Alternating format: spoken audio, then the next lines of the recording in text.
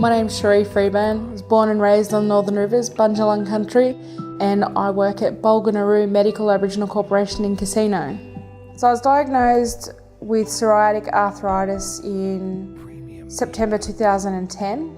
It took me a long time to be able to come to terms with the fact that it's a disease without a cure. This journey is a slippery slope. I climb, I fall, I get back up again. I climb, I fall, I get back up again. How long is this journey? So when I was diagnosed in 2010, I was working in Sydney full time. I'd go to work and I'd be ready for work and then I'd have to go home. And when I walked at a snail's pace and I would have to be holding onto the wall or whatever it was just to help keep me up. It was one hip and then the other, and then I got it in my wrist. And so by that point, I'd probably had about a year off work. And because I had arthritis in my wrists and in my hips, I needed a wheelchair because I couldn't walk and I could barely do anything for myself. So, depression came subsequently to the arthritis because of all the stuff that I had to deal with. Having to completely uproot the life that I'd lived for 10 years. So and there was a lot that I couldn't do for myself. I remember probably at my worst, I don't think I even showered for a week.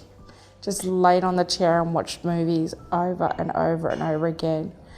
And I couldn't clean up after myself. And part of that was physical, part of that was mental. And I just couldn't do anything for myself.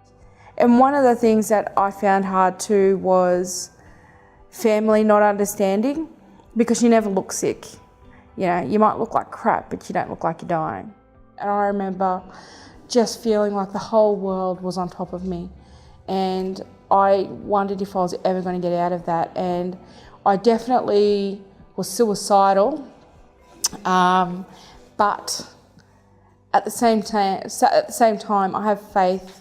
So, I'm a Christian, and I really struggled with my faith as well, just in that, because it's like, how do I have faith and live like this? But because of that, that was the reason I didn't suicide, and that's the only thing that stopped me. I was happy to rely on pain medication, and I was happy to rely on medications to fix everything, but then you sort of realise you just can't do that. Like, that's not what fixes it.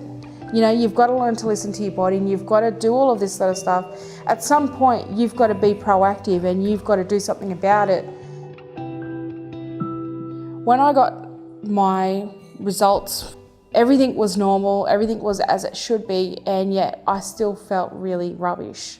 And then it wasn't until my GP explained about turning the volume down, about having a faulty signal.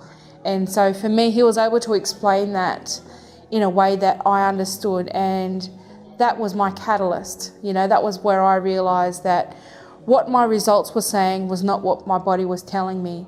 And from there, that was only 6 months ago.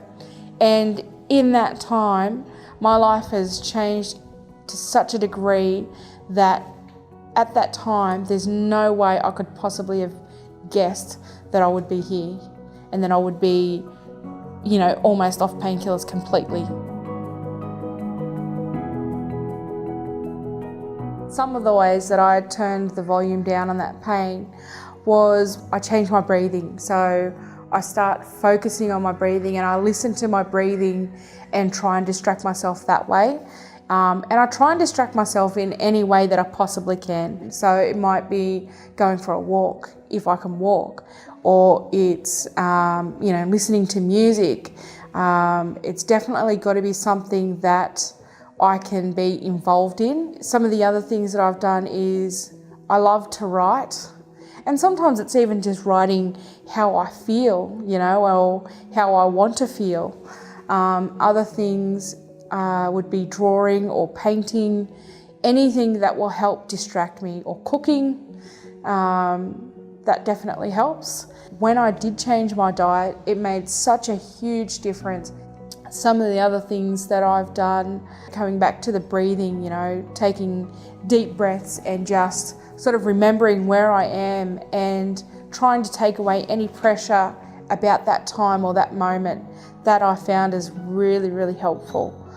A big thing is talking to someone who has empathy, someone who can be understanding. They don't need to give advice, they don't need to judge. That's the big thing. If you're talking to someone who's judgy, I would much rather jam my fingers in the door. So I've been on pain medication for almost 7 years, and that journey of remembering what it was like in the beginning when I'd forget what I was saying mid-sentence and have all those moments where I just thought I was losing it, to now being at a point where I'm so much clearer, and now I'm almost off painkillers completely, and it's just so exciting. I've been able to, like I was saying before, with the turning down the background volume, and it's almost to the point where I'm not hearing that background pain anymore, and if I am, it doesn't bother me, whereas like I was saying, being in a flare has become more of an annoyance rather than, agony. And so I'm almost at that point where I'm not using any painkillers at all.